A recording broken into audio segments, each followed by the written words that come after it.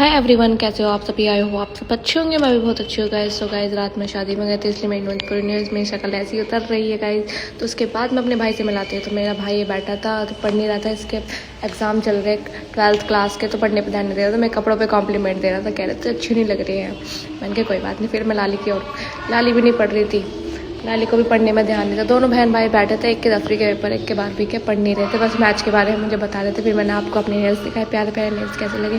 फिर मेरे को बताने लगा कि सेमीफाइनल में जाएगी। मुझे इतनी मैच के बारे में नॉलेज नहीं है गाइज, तो ये मुझे बता रहा था ऐसा जाएगा, वर्ल्ड कप है था ना।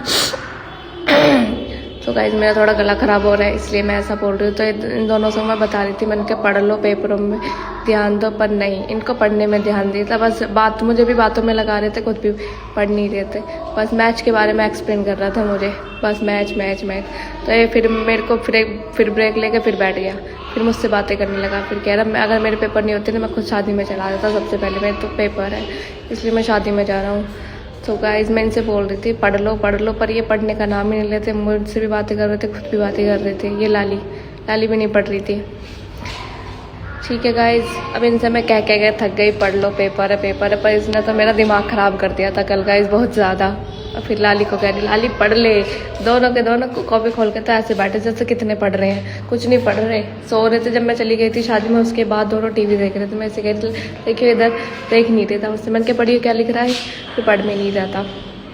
फिर उसके बाद गाइज मैंने सभी को बाय बोला, लाली पढ़ो, हम जा रहे हैं शादी में, बाय।